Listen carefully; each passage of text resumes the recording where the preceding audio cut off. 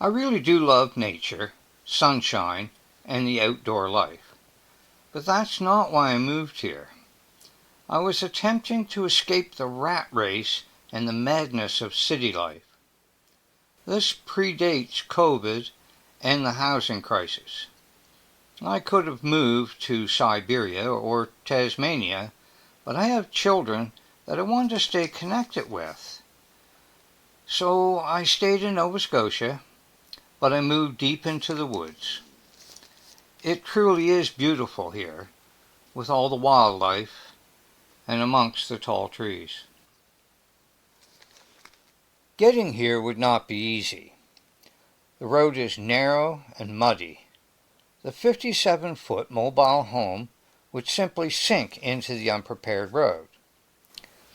Luckily, there are no power poles up here to get in our way. And eventually the trailer landed in the narrow driveway cut into the woods. As soon as the trailer landed, I had to set up the solar panels and start cutting wood to prepare for winter. The system consists of 4 80-watt panels wired in parallel, run through a TriStar pulse width modulated 30-amp charge controller, hooked to 2 banks of 12-volt batteries, which runs power through a 5,000-watt Ames modified sine wave inverter cooled by a large fan and a small snake. The wiring at this point is fairly nasty, and one of the battery banks is of the lowest quality, while the one underneath the snake in the inverter are 7 100-amp-hour deep cycle sunlight solar batteries. This system is sufficient when the batteries are fully charged and the sun shining to allow me to run a 12-amp electric saw so that I could cut wood for firewood and to clear land so I can move my solar panels someplace where there's sunlight. I wanted to cut enough of a clearing so I could move my solar panels off of the driveway and get them out of the shade provided by the trees on the other side of the driveway. Deep in the woods, there really isn't a lot of opening for the sun to come through. Eventually, I got this 250-watt panel you can see on the front of the trailer, and it is pointing east, where the other panels are pointing south. Eventually, I would move all the panels to better locations. I cut wood mostly for firewood, but a friend of mine wanted some lumber, so I cut some of this straight-looking spruce and traded the lumber for firewood. And you can see it's heading down the road here to go to his portable mill. Here you can see I moved the solar panels back into the clearing just in time for the hurricane to hit. And with that professional setup, you know that they stood up really well. So this birch tree laid over rather gently on the roof and did not come slamming home the way you think it would. I just had to climb up on the roof and use the electric saw to cut it up into little pieces and make firewood out of it. There was no damage to any of the panels because the tree somehow miraculously missed my solar panels. Go figure. This is the new setup where I moved the 4 80-watt panels onto a single pair of skinned poles on the side of the building pointing south. After living here 9 years, I finally got the Canadian pension plan, which allowed me to buy a gas-powered chainsaw. I would also buy a compressor to be able to clean the saw and blow the air filter off. Unfortunately, this compressor would not run on my modified sine wave inverter, so I bought a 3,000-watt pure sine wave inverter from MWXNE. It's a nice 12-volt inverter. Unfortunately, my 12-volt sunlight deep cycle batteries started showing their age. It turned out they were 14 years old, and I would have to start shopping for some new batteries. This is when I come across these lithium iron phosphate batteries, and I decided that maybe I should invest in them. And then, through doing some research, I decided that 48 volts was the way to go. So here I just bought a nice well, 6 months prior, a nice 12 volt uh, pure sine wave inverter, and I've already made the decision now that I want to go to 48 volts. So I started shopping for a 48 volt inverter, and because MWXNE has such great customer support, I decided to go with their product. So I got a good deal on the 4,000 watt 48 volt inverter. It was on sale for $409. But while I waited, the DCHOUSE 48 volt golf cart battery went up $200. Luckily, I did get a $100 coupon, so it only cost me about $100 more than what you see here. And I did end up buying both of them, and I also bought a Victron Energy charge controller, and I chose it over some other Chinese brands because, one, it doesn't have a fan, so it's not making a lot of noise, and two, it has Bluetooth, so I can get all the output on my phone and even record it. Not to mention, they're known for their quality. It's a well-respected brand. So I felt confident buying it. Here you can see both of the MWXNE pure sine wave inverters in the battery room. I'm running on the 3000 watt 12 volt one at this point. You can see the house cables plugged in and just an extension cord plugged into the 48 volt one. And I don't have my battery yet, so I'm using 4 lead acid batteries to run that inverter. Shortly after that, got the charge controller so I could charge those 4 lead acid batteries. Here you can see the 2 display units side by side. On the left is the 48 volt one. Obviously it's charging at 54 volts. It's not under load, there's no watts. The 12 volt one goes to sleep, so it's probably turned on power in the house, but it's asleep. This graph shows what happens from 1854, which is what, 7 o'clock at night, to midnight, running on those 4 lead acid batteries, which are old. They're 14 years old. They're tired. But we're going from 51 volts down to 47 volts over this 5-hour period. 7 till midnight. This is the 48 volt DCHOUSE battery in its custom made battery box, the one they shipped it from China in. And those cables go through the box and right through the wall. So this battery's on the heated side of the wall in the kitchen. And the inverter and charge controller will be on the other side of the wall where it's cold because they don't like the heat. And I don't want the battery getting cold. It does have cold temperature protection. Here you can see I received it at 36%, and I actually bought a little cheap 2 amp charger so I could charge it up at my son's place where I received it before bringing it out here into the woods to hook it up. And that's the app that goes with the battery. So here's your a view of the current location of the inverter and the charge controller. So you can see the hole in the wall where the cables go through to the battery. There's just 2 battery cables coming negative and positive from the battery to the inverter, and 2 more going up to the charge controller, and then the ones coming in from the solar panels. So right now I'd be running on the 4 80 watt solar panels. And this is where I decided to upgrade the system with more power.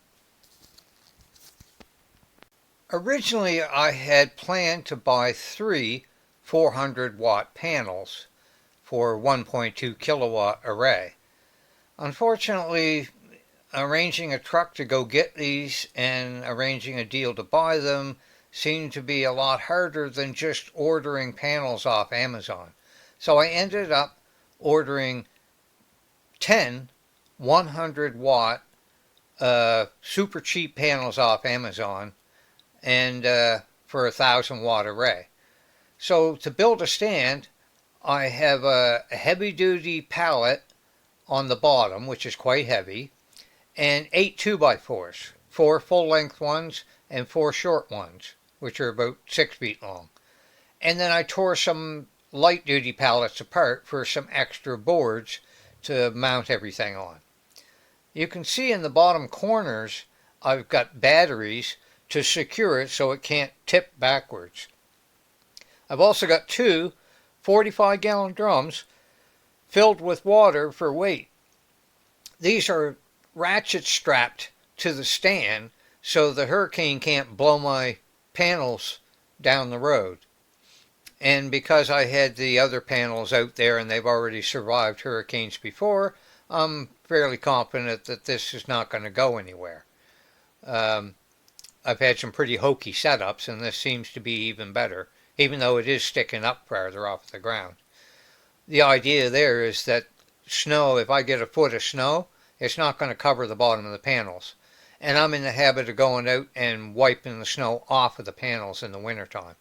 So here we got 400-watt panels, and I eventually hooked them up for 400 watts and add them to my 320 watts, which are out on the front of the building. And you can see that I'm using 14-2, that yellow wire. That's my extension cord that I use for the chainsaw to cut wood. So I had to rob it to hook up my solar power, which worked really well, by the way. So these panels were putting out open circuit voltage, the 5 of them in series, about 122 volts. In the end, I end up with 2 arrays, the top and the bottom, in series. So we got 500 watts on the top and 500 on the bottom, 5 amps each. So now we've got 10 amps total as I wide them together. And I bought some nice plug and play wire with MC port connectors, 100 feet, pure copper wire, and the Ys, so everything's just plugs in, except into the charge controller where I had to cut those ends off and use terminal connectors. I don't like MC4 connectors in the house because if they're loose, you won't know until they melt. Whereas the terminals, I can check them by hand. So that's the stand all set up, 1,000 watt. There's the new wire that I got. It's also from Amazon. And the wire stays is just some 14-2 folded over. The wire's still in there, and I screwed that down, and I nailed it along in different places. So on the lower right, you can see 1,071 watts coming off this 1,000 watt array. So those panels obviously are doing what they're supposed to. There's the specs for them on the left hand side. 23.4 volts open circuit, and they're showing quite capable of doing all of it. And 1,000 volt maximum system voltage, so they're rated for series wiring. And combined with the 320 watts, these are old 80 watt polycrystalline. I have them in series, and I managed to pull 1,478 watts out of both arrays. And that crazy lithium battery sucked in 1,189 watts. I've actually seen it pull in closer to 1,300 watts at one time. So it'll just eat power and charges in a ridiculous hurry. The Victron charge controllers can store 30 days of information, and on the bottom is, from the 5th of May on, is the 1,000 watt array. And you can see that at that point I'm getting say 2 kilowatt hour on average, maybe, or maybe a little lower than that. And on the top is our 320 watt array. And here I pulled it into a spreadsheet program, and you can see the red on the bottom is the small array, The blue above it is the 1,000-watt array, and the yellow is the combined yield.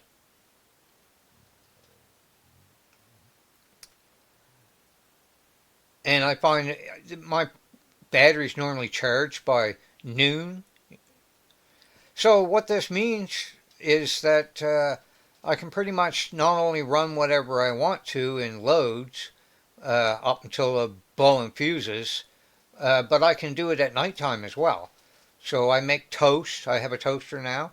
I can an actual toaster, not this thing.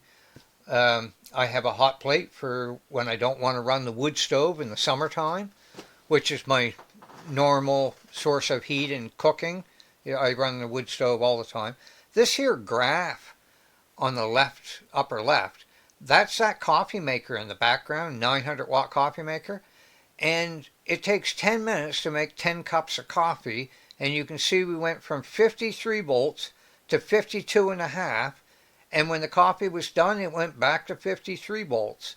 I lost 2% of my battery during that time, which includes running lights, the stereo, the computer, and all that stuff, and the coffee maker. In the end, we have some emails from customer support from MWXNE, which sold me the inverters.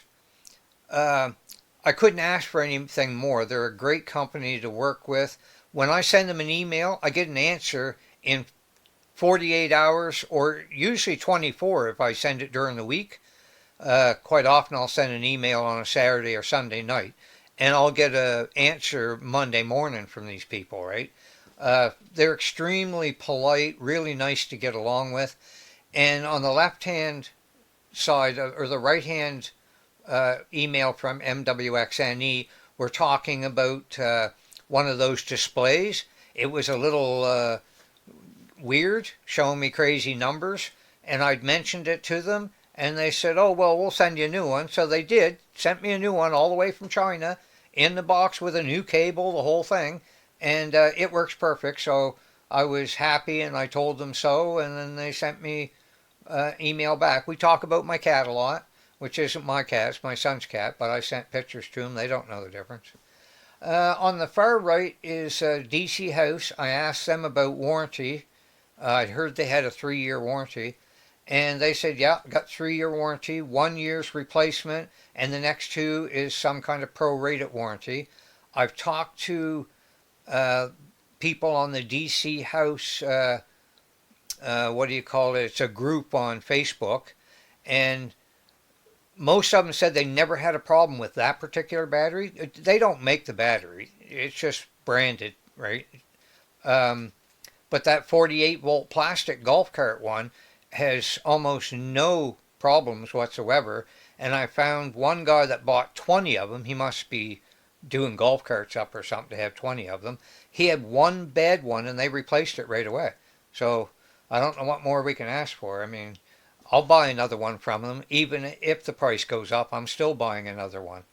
I intend to buy another complete system. This stuff cost me about $3,000, so I don't want to have a 48-volt inverter failure and not have one to replace it with.